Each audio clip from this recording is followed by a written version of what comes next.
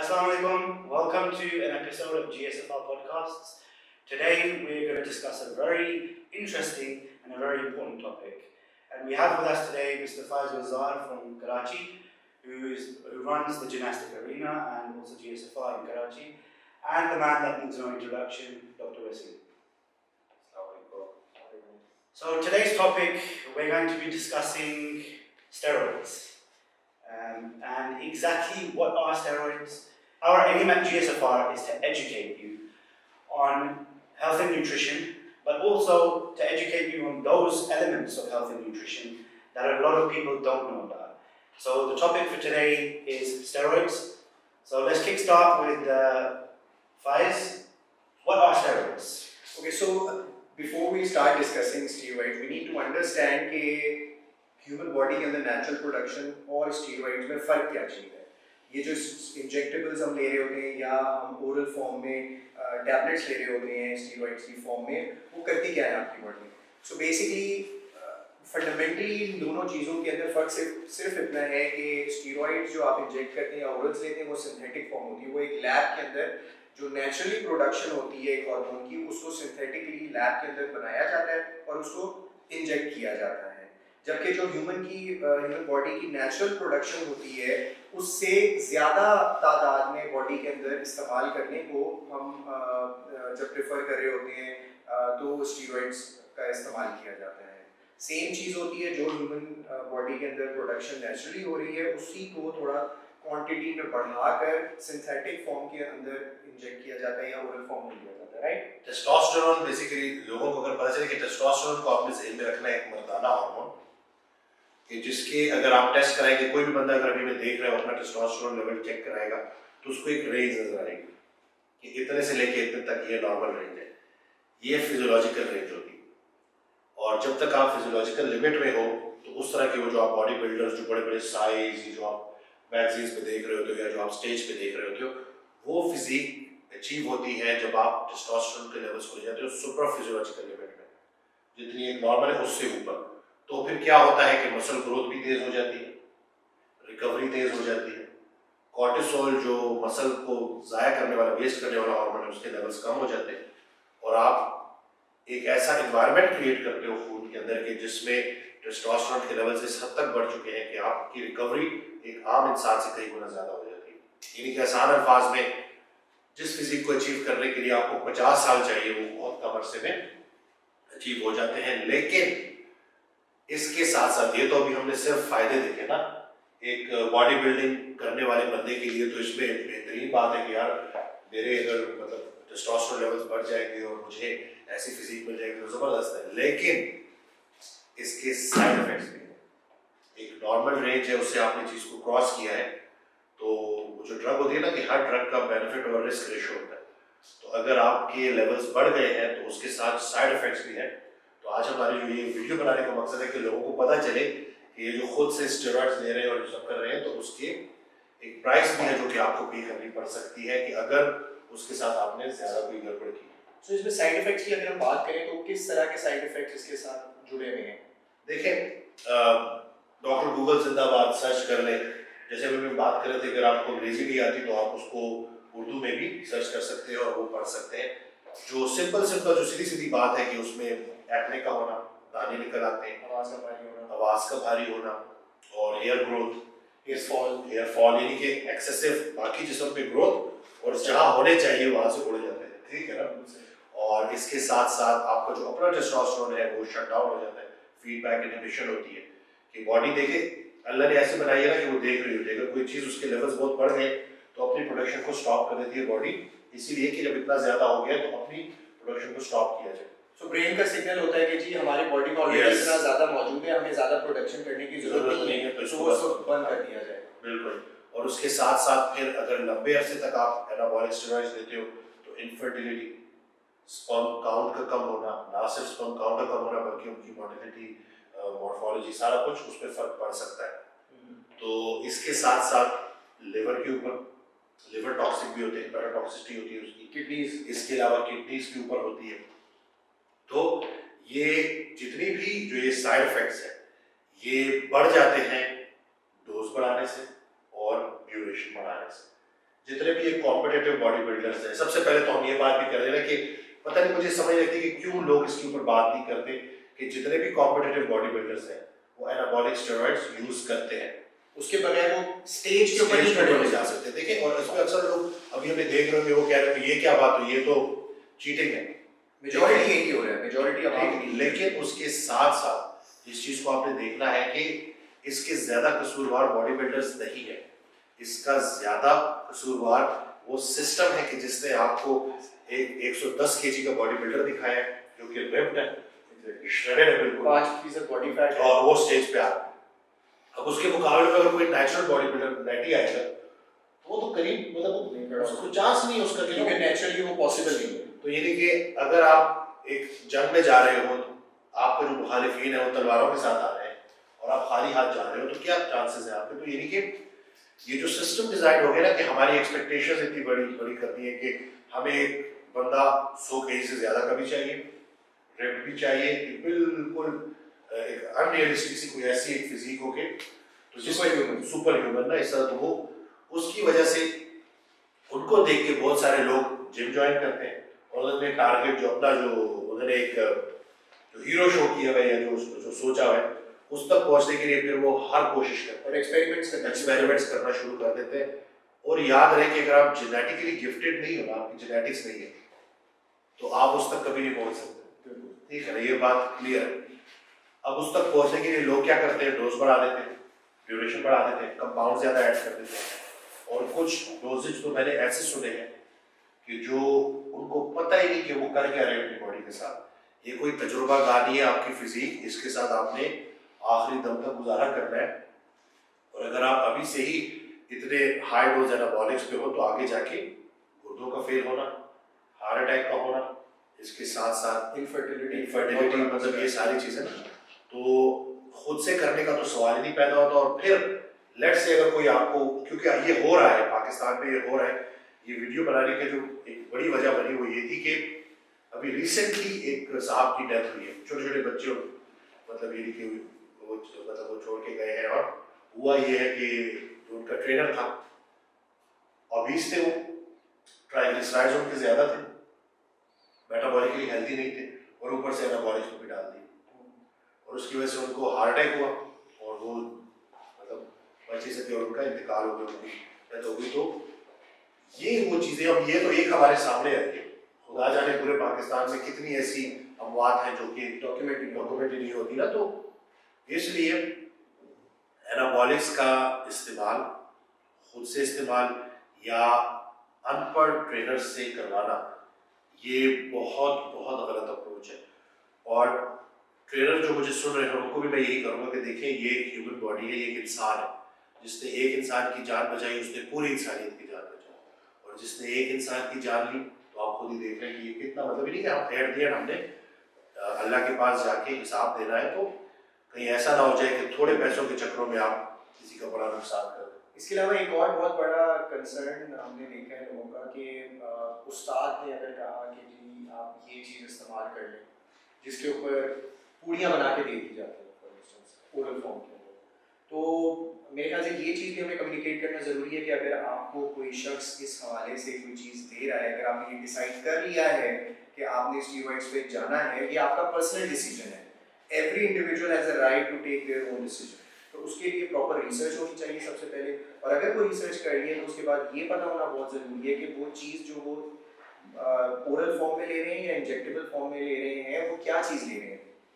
और उसका नाम मालूम होना इसलिए भी ज़रूरी है नहीं कि खुदा ना खासा अल्लाह ना करे कि अगर किसी किस्म का कोई साइड इफ़ेक्ट आप एक्सपीरियंस कर रहे होते हैं, तो जब आप किसी प्रैक्टिशनर के पास जाएं, किसी MBBS डॉक्टर के पास जाएं अपनी हालत को इम्प्रूव करने के लिए, अपनी साइड इफ़ेक्ट्स को दूर करने के लिए, तो कम से कम आपको ये पता हो कि उस डॉक्टर को आपने ये बताना है कि मैंने ये चीज़ ली है, चाहे वो ओरल फॉर्म में हो या इंजेक्टेबल फॉर्म में। ऐसे ऐसे लोग मैंने देखे हैं जिनको इंजेक्शन भर के दिए गए होते हैं और उनसे मतलब सिरिंजेस में मतलब और उनको नहीं पता होता कि वो क्या चीज़ है, वो कि मतलब उसके अंदर है क्या। अच्छा, यहाँ पे डॉक्टर वसीम फायज, इंटरेस्टिंग बात है कि मैं 2015 में आया था, UK से आया था, और इस्लामाबाद आके जब मैंने स्टेरॉइड्स की सीन देखी तो यही था कि ट्रेनर्स क्लाइंट्स को बता नहीं रहे और वो इस तरह से उनको साइकिल्स पे लगा रहे हैं कि आए आपका आज टिक्का लगना है, उसमें है क्या ये भी नहीं पता, और चार्जेस उनके लाखों।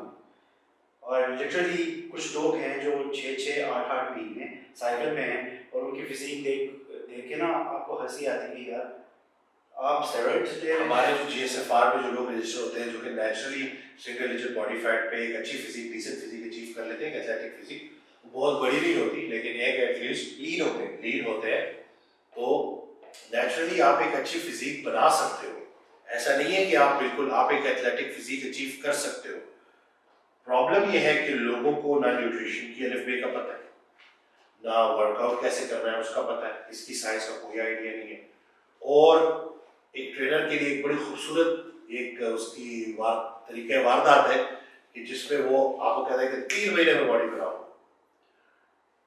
कोई शॉर्टकट नहीं। ये जितनी भी फिजिक आपको नजर आती है ना जो कि एनाबॉलिक्स ले भी रहे होते हैं, ये इनकी अगर आप मसल मेमोरी देख लें कि कब से ये ट्रेन कर रहे हैं तो स्टिल आपको पता चलेगा कि 10-10 साल 15-15 साल से वो ट्रेनिंग कर रहे हैं। तो पहले तो नेचुरली आप जो है डाइट और एक्सरसाइज को अच्छा करें। और लेट्स से अगर आप कहते हो ये आपका अपना डिसीजन है कि मैं एनाबॉलिक्स पे जाता हूँ, क्योंकि आजकल वैसे भी हम टेस्ट जो करवा रहे हैं और 25-30 साल 35 साल के नौजवानों को तो उनका टेस्टोस्टेरोन लेवल लो आ रहा है और बाहर ममालिक में और यहाँ पे भी टेस्टोस्टेरोन रिप्लेसमेंट थेरेपी पे डाला जा रहा है। लेकिन टेस्टोस्टेरोन रिप्लेसमेंट थेरेपी भी उसका मकसद है कि वो जो डेफिशिएंसी है उसको पूरा करना, कोई अब्यूज ना करना। यूज और अब्यूज में फर्क है। और वो भी उस वक्त हो टीआरडी भी उस वक्त लेकर जाए जब नेचुरली आपने तमाम हरबे इस्तेमाल कर ली, उसके बाद जरूरत पड़े। एग्जैक्टली। और आपकी 4-5 साल ट्रेनिंग की एक हिस्ट्री है, आप वर्कआउट कर रहे हैं, आप डाइट कर रहे हैं, आपको पता है कार्ब साइक्लिंग क्या है, आपको पता है लो कार्ब डाइट क्या है, आप बेसिक विटामिन्स ले रहे हैं, आपने सप्लीमेंट सबसे। और दूसरा है कि आज की वीडियो में हम ये भी बता दें कि सप्लीमेंट्स और स्टेरॉइड्स में फर्क है। ठीक है ना, कि सप्लीमेंट से मुराद ये है कि जो विटामिन्स की डेफिशिएंसी होती है उसको आप पूरा कर रहे होते हैं, रिकवरी को बढ़ाने के लिए ग्लूटामीन ले रहे होते हो, प्री वर्कआउट आप क्रेटिन ले रहे होते हो एनर्जी लेवल्स को बढ़ाने के लिए, इसके अलावा वे प्रोटीन आप ऐड करते हो ताकि आपकी प्रोटीन सारी से पूरी हो जाए। ये सारे सप्लीमेंट्स और ये सेफ है, पूरी दुनिया यूज कर रही है, 60-70 साल के लोग भी यूज कर रहे हैं। स्टेरॉइड्स एक बिल्कुल डिफरेंट कैटेगरी है और उसके लिए अगर आप जाते भी और आपका ये अपना डिसीजन है कि मेरा ये फैसला है कि मैं जा रहा हूँ, तो आप पहले खुद से सवाल करो कि क्या आप डाइट करते हो, क्या आप डाइट के बारे में डिसिप्लिन हो, क्या आप वर्कआउट अच्छा करते हो, क्या आपने 3-4 साल कितना टाइम लगाया है कि आपकी एक स्ट्रक्चर बन गया है, फिजिक बन गई है। तो उसके बाद फिर ये बातें होती है। ये नहीं है कि जैसे बस जुम्मा 8 दिन हुए और आप उसके बाद कह रहे हो कि मैं आर्नल्ड बन जाऊंगा। और मुझे बड़े अफसोस के साथ कहना पड़ रहा है कि यही एक चीज जो सेल की जा रही है, बट इट्स टाइम कि हम इसको चेंज करें और लोगों को राइट इन्फॉर्मेशन है। एक और इम्पोर्टेंट चीज़ हमने देखी कि हमें यूट्यूब के ऊपर बहुत सारे ऐसे चैनल्स मिलेंगे वेस्टर्न कंट्रीज के हवाले से, गोरों के, जो स्टीरॉइड्स के बारे में एजुकेट करने की कोशिश कर रहे हैं लोगों को। उसमें एक चीज़ बहुत इंपॉर्टेंट हमने देखी है कि अगर हम कंपेयर करें हमारी सोसाइटी से उनकी सोसाइटी को, तो वो प्रेफर करते हैं कि कम से कम चीज़ के ऊपर ज़्यादा से ज़्यादा उसका फ़ायदा उठाया जा सके। लेकिन हमारे यहाँ प्रॉब्लम ये है, डोज डिपेंडेंट होता है। हम डाइट का ख्याल नहीं करते, हम वर्कआउट का ख्याल नहीं करते हैं, हम कंसिस्टेंट नहीं रहते और हम कोशिश करते हैं कि 3-4 चीज़ें एक साथ इकट्ठी लगा के ज़्यादा क्वांटिटी में लगा के हम वो टारगेट अचीव कर लें, जो कि कतई गलत है। बाहर से एक एथलीट आया, मैं नाम नहीं लूंगा, देखिए वो मेरे पास आए तो उन्होंने मुझे कहा कि वसीम भाई मैं तो परेशान हो गया, ये लोग जो फायदा हम कार्ब साइक्लिंग और एक्स्ट्रा कार्डियो से लेते हैं वही चीज ये लोग इतना डोज बढ़ा देते हैं कि उसे ले लेते हैं। लेकिन मतलब ऐसे लोगों को सुना कि वो इतनी डोज में T3 ले रहे थे कि वो कहते हैं ना कि ignorance is blessing।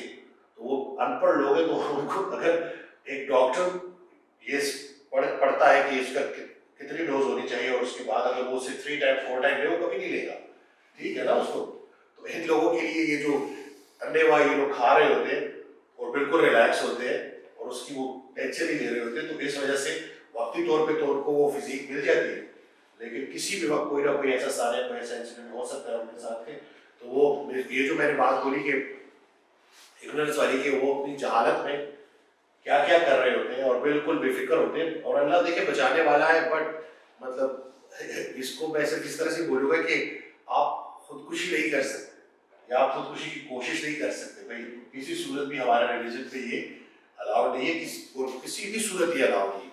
तो यही है कि अगर आप जितना सही तरीके से समझेंगे बॉडी बिल्डिंग की साइंस को, न्यूट्रिशन की साइंस को, उतने ही आप अच्छे तरह से लंबे अरसे तक एक अच्छी जिंदगी गुजार सकते हैं। अब मुझे ये भी जरा हमें समझाएं डॉक्टर साहब कि ये जो पीसीटी एक चीज़ कहलाई जाती है, बहुत सारे जो देसी टर्म में इसको कहा जाता है कि बॉडी को वॉश किया जाए after if someone is taking steroids, तो उसके बाद व्हाट्स नेक्स्ट? जब हमने एक शुरू की बात कि नेचुरल प्रोडक्शन जो है वो शट डाउन हो जाती है, ब्रेन सिग्नल देता है कि जी टेस्टोस्टेरोन मैन्युफैक्चर नहीं करना, उसकी प्रोडक्शन नहीं करनी है क्योंकि सिंथेटिकली अवेलेबल है। तो जब वो साइकिल कंप्लीट हुआ 2 साल, 2 महीने के बाद, 3 महीने के बाद, 4 महीने के बाद, तो फिर क्या करना होता है कि हम वो नेचुरल प्रोडक्शन को रीस्टार्ट करें? बिकॉज हमने रोक दिया स्टीरॉइड्स को इस्तेमाल करना, तो एक इंडिविजुअल जो इस बारे में नहीं जानता है साइकिल के बारे में, वो नहीं समझ सकता कि उसको रीस्टार्ट किस तरीके से करना है। तो ये पीसीटी क्या चीज़ है और ये क्यों जरूरी है? और पीसीटी के बारे में तो कोई इतनी अजीबोगरीब किस्म की बातें मशहूर है ना।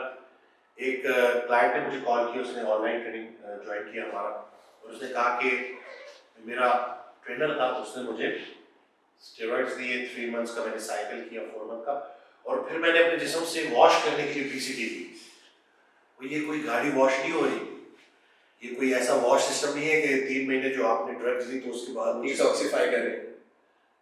पीसीटी का मतलब है, मकसद है कि वो टेस्टोस्टेरोन जो आपका शट डाउन हो गया था, जो फीडबैक इनहिबिशन हो गई थी, उसको वापस लेके आए। ठीक है। और ये क्यों जरूरी है? ये जितने भी बॉडी बिल्डिंग करने वाले हैं उनके लिए ये बात समझना जरूरी है कि जब आप एक्सोजेनस टेस्टोस्टेरोन ले रहे हैं और आपने ज्यादा लेवल उसके बढ़ा दिए, तो जो कॉर्टिसोल है वो सप्रेस हो जाएगा।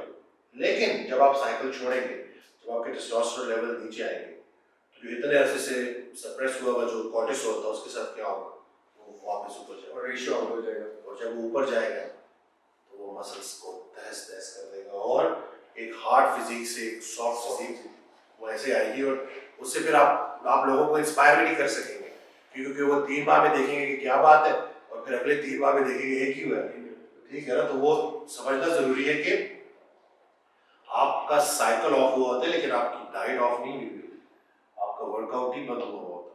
तो ये जो हमारे यहाँ मौसमी बॉडी बिल्डिंग है ना, 2-3 महीने का साइकिल किया और फिजिक बनाई, और फिर उसके बाद बिल्कुल ही ख्याल नहीं रखा और अपनी वही फिजिक अपनी आंखों के सामने तबाह होती देखी, तो उसमें एक बड़ी वजह पीसीटी का ना करना है। और अगर पीसीटी कर भी ली जाए तो उसके बाद एक्सरसाइज और डाइट को ऐसे खुदाफिज किया जाता है कि जब तक स्टेरॉइड्स पे हैं वर्कआउट करेंगे, जब तक स्टेरॉइड्स पे नहीं है तो वर्कआउट नहीं करेंगे। ये जो एक सोच है इसको भी बदलना है कि एक्सरसाइज एक लाइफस्टाइल है, वो आपने जब तक जिंदा है तब तक करनी है। अपनी डाइट का तब तक ख्याल रखना है जब तक आप जिंदा है, और सोच समझ के खाना है। तो ये बेसिकली जो एक लाइफस्टाइल वाली बात है ना, इसको समझाना वो इसलिए भी जरूरी है कि लोग समझें कि भाई ये जो अक्सर लोग कहते हैं कि फिजिक बनाई और छोड़ दोगे तो खत्म हो जाएगी। क्यों छोड़ोगे? आप एक्सरसाइज क्यों छोड़ेंगे? आप अपनी बॉडी की मेंटेनेंस क्यों छोड़ेंगे? अगर आपने एक अच्छी फिजिक बना ली है तो उसका शुक्र आप कैसे अदा करेंगे? करते रहेंगे, उसको फॉर ग्रांटेड नहीं लेंगे अपनी फिजिक को कि और अपनी खुराक, बल्कि उससे मोटिवेशन हासिल की जाए कि आपने कंसिस्टेंट, और आपके ऊपर जिम्मेदारी है, क्योंकि आपकी फिजिक को देख के बहुत सारे लोगों ने इंस्पायर हो। तो आपको अपनी सेहत का ख्याल रखना, अपनी फिजिक को मेंटेन रखना बहुत ज्यादा आपके लिए जरूरी, ना सिर्फ आपके लिए जरूरी है बल्कि इर्द गिर्द के अगर खानदान में कोई एक आप वाहिद फर्द वाहिद है जिनकी बॉडी बन गई है ना, तो आपकी जिम्मेदारी भी बढ़ गई। डॉक्टर वसीम ये बताएं कि post cycle after somebody is taken steroids for a long period of time, वो क्यों होता है कि उनको एक डिप आ जाती है उनके वर्कआउट्स में, उनके मूड में, उनके अप्रोच, एनर्जी लेवल्स। तो obviously when you're not taking steroids you're going to see an effect in that, but generally what happens to a person's mental state, इस पे जरा बात कर सकते हैं? देखिए, जब तक आप स्टेरॉइड्स ले रहे होते हैं तब तक आपकी रिकवरी बहुत फास्ट होती है, आपके एनर्जी लेवल्स बहुत ज़्यादा होते हैं, आपकी स्ट्रेंथ ऐसी होती है, तो आप उस वर्कआउट्स को एंजॉय कर रहे होते हैं। अब जैसे ही आप ऑफ साइकिल होते हैं तो आपकी स्ट्रेंथ कम होना शुरू होती है, और उसके साथ साथ वो आपका फोकस भी उस तरह से नहीं रहता। तो इस सूरत में आपने वर्कआउट छोड़ना नहीं है, वर्कआउट की इंटेंसिटी कम कर दो। अगर आप on cycle 6 days week workout कर रहे थे तो आप off cycle 3 days 4 days week कर लें और फुल बॉडी वर्कआउट करें, और उसकी इंटेंसिटी बेशक कम कर दें, जरूरी है। और हाँ, एक और बात भी कि याद रहे कि वो जो एक एडिक्शन होती है ना कि जब आप ऑन साइकिल होते हैं तो आपके मसल्स सही पंप हुए होते हैं, तो वो वाली फीलिंग आपको उस तरह से ऑफ साइकिल नहीं आएगी। लेकिन आपकी जो कार्डियोवैस्कुलर हेल्थ है, जो आपकी बाकी मसल्स की जो प्रॉपर उनकी ठीक होने के लिए जो एक्सरसाइज रिक्वायर्ड है वो तो होती रहेगी ना। बहुत सारे लोग इसलिए मोटिवेशन यूज कर रहे थे क्योंकि अब वो 200 केजी का बेंच नहीं कर रहे होते, ठीक है ना। तो जरूरी नहीं है कि आप 200 केजी उठाएंगे तो आपकी फिजिक मतलब उस तरह से यानी कि जो सेहत के पॉइंट ऑफ व्यू से, हेल्थ पॉइंट ऑफ व्यू से हम बात करते हैं कि जैसे जरूरी है आप 150 पे आ जाए, 130 पे आप सेट्स बढ़ा दें, ठीक है, आप बीच में रेस्ट पीरियड बढ़ा दें, लेकिन यह है कि एक्सरसाइज करते रहना है। यहाँ पे आके ना उस्ताद काम आता है, बेउस्तादे ना रह जाना। तो अपना उस्ताद ढूंढे जो सर्टिफाइड हो, जो क्वालिफाइड हो, जो पढ़ा लिखा हो। जरूरी नहीं है कि सिर्फ हमारे पास ही आ पाए, पाकिस्तान में और भी ऐसे लोग हैं जो सर्टिफाइड हैं, जो पढ़े लिखे हैं, जो कि राइट इंफॉर्मेशन लोगों तक पहुंचा रहे हैं। तो जरा तहकीक कर लिया करें। अगर आप गाड़ी खरीदने से पहले इतनी चीजें देखते हैं या गाड़ी कहाँ से उसकी मेंटेनेंस करें, कहाँ से उसको आप गलत जगह पे नहीं जाते, तो जब आप अपनी सेहत की मेंटेनेंस किसी के हवाले कर रहे हैं या उसके लिए अगर कोई ट्रेनर हायर कर रहे हैं तो एटलीस्ट आप देख लें कि आपका जो ट्रेनर है क्या वो पढ़ा लिखा है कि नहीं। यहाँ तो आपको पढ़े लिखे नजर आ रहे हैं, लेकिन इसका ये मतलब ये कि आप सिर्फ हमारे पास ही है तो, और हम भी सीख रहे हैं। हम ऐसा नहीं है कि जैसे हम सब कुछ जानते हैं, हम भी इस फील्ड में स्टूडेंट हैं और शौक है सीखने का। और मैं एक बात करता हूँ कि ना सीखने की कोई उम्र है ना सिखाने की कोई उम्र है। और याद रहे कि जितने लोग जो फ्यूचर में फिटनेस ट्रेनर बनना चाहते हैं या इसको एज अ प्रोफेशन लेके जाना चाहते हैं, आपकी जब तक प्रायोरिटी मखलूक खुदा की बेहतरी नहीं है या आपकी नीयत ये नहीं है कि लोगों को मेरी वजह से फ़ायदा हो, तो कुछ अरसे का आपको वो मिलेगा, मतलब हो सकता है कि उरूज मिले, लेकिन अगर आप चाहते हैं कि आप चलते रहें तो उसके लिए आपकी मेन फोकस होना चाहिए कि मेरे इस सर्टिफिकेशन से या मेरे इस न्यूट्रिशन नॉलेज से लोगों का फ़ायदा हो। वो जो इतने अरसे से रिजल्ट्स नहीं मिल रहे वो इंशाल्लाह उनको मिल जाए। और सबसे बड़ी बात कि उनकी जो मेटाबॉलिक हेल्थ है, जो अंदरूनी हेल्थ है, जो अंदर का मौसम है, वो अच्छा हो जाए इंशाल्लाह। अच्छा, आई थिंक फाइनल क्वेश्चन यही है कि हमने स्टेरॉइड्स की तो बात कर ली है, अब ये जो in the western world testosterone replacement therapy आ गई है, हार्मोन रिप्लेसमेंट थेरेपी आ गई है, तो इस पे ज़रा आप डिस्कस करेंगे, educate the message on exactly what this is. उसके ऊपर भी ना बहुत प्रो है, बहुत उसकी सपोर्ट में है, बहुत सारे लोग उसके खिलाफ भी है। लेकिन दो बातें मैं ऐसी करूँगा कि जिसके बाद मैं ये बोलूँगा कि एक टेस्टोस्टेरोन हार्मोन जो अल्लाह ने बनाया है, जिसका नॉर्मल होना ज़रूरी है आपके मूड के लिए, आपकी लिबिडो के लिए, आपकी सेक्सुअल लाइफ के लिए, उसके ठीक होने के लिए, आपके मसल्स को स्ट्रॉन्ग होने के लिए, आपकी रिकवरी के लिए, अगर उसके लेवल्स कम हो गए तो उस डेफिशिएंट स्टेट पे और बढ़ती उम्र के साथ मसल वैसे ही वेस्ट हो रहा होता है, तो ये एक बड़ी खतरनाक सिचुएशन बन जाती है बॉडी के लिए कि जिसमें आपका मसल लॉस हो रहा होता है। और ये बात मैं अक्सर अपने वीडियोस में कहता हूँ कि 80% ग्लूकोज भी मसल्स को चाहिए, तो अगर मसल लॉस हो रहा है तो डायबिटीज के चांसेस भी बढ़ रहे हैं, ठीक है।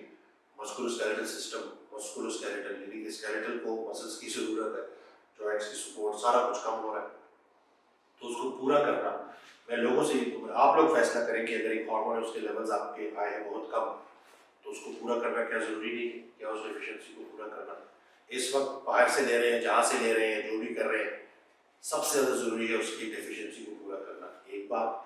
दूसरा, जो सबसे बड़ी स्टडी है जिसने ये साबित किया है कि उन मर्दों में हार्ट अटैक ज़्यादा होते हैं जिनके टेस्टोस्टेरोन लेवल्स कम, ठीक है। तो इसलिए भी एक बहुत ज़्यादा इसके ऊपर बात चल रही है कि उस डेफिशिएंसी को पूरा करना, साइड बेनिफिट और रिस्क ना अगर उसमें देखा जाए तो, और सिर्फ ये बात नहीं है कि लॉन्जेविटी की बात, यानी कि हम अगर उसको इस तरह से देखें कि एक इंसान है जो कि भरपूर जिंदगी गुजार, इंसान चाहता है कि वो भरपूर जिंदगी गुजारे, और अगर वो टेस्टोस्टेरोन रिप्लेसमेंट थेरेपी पे आ जाता है और उसके लिबिडो, उसकी एनर्जी लेवल, उसको डिप्रेसिव उसकी उससे वो निकल आता है, और इसके साथ साथ जो हार्ट अटैक की जो रिस्क है वो भी कम हो जाता है, तो फिर बेहतर यही है कि, मतलब मैं ये नहीं बोलूँगा कि मैं उसको कोई प्रमोट करने से, लेकिन ये है कि जो मैं देख रहा हूँ मैं थोड़ा सा इंक्लाइंड हूँ टुवर्ड्स यूजिंग इट, कि अगर डेफिशिएंसी है तो इसको यूज़ कर लिया जाए। और वैसे भी डॉक्टर्स भी इस तरफ लोगों को लेके आ रहे हैं, अमेरिका में भी, बाकी जगहों में भी। पाकिस्तान में थोड़ा सा लेट है, पाकिस्तान में लोगों को वैसे ही सप्लीमेंट्स की अवेयरनेस नहीं है, तो बाकी चीज़ें तो बात की बात है। ये मज़े की बात है कि हेयर एट GSFR हमारा मकसद ही यही है कि हम लोगों को एजुकेट करें on health and fitness, on holistic health, on mental health. ये सारी चीज़ें इस प्लेटफॉर्म पे आपको एक एजुकेशनल अंदाज में मिल जाएंगी। तो अल्टीमेटली हम यही कहते हैं कि पहली स्टेजेस तो ये है। आज हमने स्टेरॉइड्स डिस्कस की, ये तो later stage. These are for more advanced athletes and people who've been working out for a very long time. लेकिन first and foremost, it's your nutrition, your physical activity, your lifestyle. These things need to be corrected before we even think about taking anabolic steroids or synthetic drugs. एक चीज मैं add कर दूं इसमें कि जो सबसे इम्पोर्टेंट बात है इसको जो लोग देख रहे हैं जो कि ऑन साइकिल है जिन्होंने खुद से शुरू किए हैं, बहुत सारे लोग मेरे पास आते हैं ऑन साइकिल होते हैं और एक साहब को है उन्होंने कहा कि 1 महीना हो गया साइकिल पे, अब सोच रहा हूँ डाइट भी स्टार्ट करो। ये हुआ है मेरे को बहुत जल्दी ख्याल नहीं है आप तो आप जब ऑन साइकिल है तो कम से कम अपने वाइटामिन्स के टेस्ट तो करा लें, क्योंकि मैंने बार बार देखा है लोग स्टेरॉइड्स पे होते हैं और उसके साथ उनके ट्राइग्लिसराइड्स पड़े हुए होते हैं, विटामिन बी डेफिशिएंट होते हैं, विटामिन B12 डेफिशिएंट होते हैं, यानी कि न्यूट्रिशनली आप डेफिशिएंट हैं, फिर ये तरस रहे हैं विटामिन्स को और आप एक्सोजेनस स्टेरॉइड तो लगा रहे हैं लेकिन आपको पता नहीं है कि डाइट क्या करनी है और उसके साथ विटामिन्स कौन से रखने हैं। तो एक एहसान अपने ऊपर कर लें भी जाके कि कम से कम अपना पूरा ब्लड वर्क करें, सारे आप देखें कि यार कितनी डेफिशिएंसी है, कितनी टॉक्सिसिटीज हैं और उसके बाद LFTs करा लेते हैं, RFTs करा लेते, पहले देख तो लें कि जिगर की स्टेट में, गुर्दे की स्टेट में। अंधाधुंध जो ये चल रहे हैं तो इससे थोड़ा से आप बचें और पहले तो यही है कि नेचुरली ही डाइट और एक्सरसाइज को लेके चलें, लेकिन हो सकता है कि आपको 10 साल बाद आपने ये डिसीजन ले लिया है कि आप ऑन साइकिल है, कम से कम उसको सही तरह से जो न्यूट्रिशन वाली साइड है उसको भी देखिए और स्ट्रेंथ ट्रेनिंग का प्लान भी आपका प्रॉपर सही होना चाहिए। अच्छा, यहाँ I think will end with doctor Waseem. हमारा अभी अगस्त 5 को शुरू होने वाला है बिल्ड एंड बर्न सीजन 8, ठीक है। अब the purpose of build and burn is again to educate the masses on nutrition and exercise. बहुत सारे लोग नहीं जानते कि बिल्ड एंड बर्न है क्या। बिल्ड एंड बर्न 3 मंथ्स का फेसबुक ग्रुप ट्रांसफॉर्मेशन चैलेंज है जिसने हजारों लोगों की लाइफ ट्रांसफॉर्म की है। ये एक सपोर्ट सिस्टम है, ये ग्रुप के अंदर हम लेके चलते हैं, अपने सारे क्लाइंट्स हमारे रजिस्टर होते हैं और पिछली रजिस्ट्रेशन में कितने लोग थे? 400 लोगों ने हम पे ट्रस्ट करके ज्वाइन किया था, जिसमें बहुत सारे लोगों को बहुत जबरदस्त रिजल्ट्स मिले। और वो रिजल्ट्स क्यों मिले? उसकी एक बड़ी वजह यह है कि हम सिर्फ आपको डाइट और एक्सरसाइज बताते नहीं है, आपको उसके बारे में सिखाते हैं, आप बहुत कुछ सीख के निकलते हो। उस दिन भी एक कमेंट आया हुआ था यूट्यूब चैनल पे कि जितना मैं 10 साल से बॉडी बिल्डिंग कर रहा था, जितना मैंने इन 3 मंथ्स में सीखा है उतना इन 10 सालों में नहीं सीखा। तो जब तक हम सीखेंगे नहीं, जब तक हम उसकी साइंस की और ये अल्लाह के दिए गए उलूम है और उनको सीखना है। और जब आप न्यूट्रिशनली इक्विप्ड हो जाएंगे, जब आप एक्सरसाइज के बारे में आपको इतनी सारी एक्सरसाइज पता चल जाएंगी, आप करके देखोगे, आपकी स्किल्स अच्छी होंगी, आप ज़्यादा बेहतरीन तरीके से एक्सरसाइज को परफॉर्म कर रहे होगे, तो उससे होगा ये कि आपकी फिजिक भी ट्रांसफॉर्म हो जाएगी और फिर आप दूसरों की भी हेल्प कर सकेंगे। फ्यूचर में हम यही प्लान कर रहे हैं कि जो भी हमारे बिल्ड एंड बर्न के जो विनर्स होंगे, जो कि बेस्ट ट्रांसफॉर्मेशन होंगी, हम उनको प्रॉपर तरीके से चाहेंगे कि अगर वो उसको एज ए करियर परस्यू करना चाहते हैं, एज ए प्रोफेशनल लेके जाना चाहते हैं, तो उनको भी हम ऑनबोर्ड करें और इस तरह से हम अपनी टीम को भी एक्सपेक्ट करें।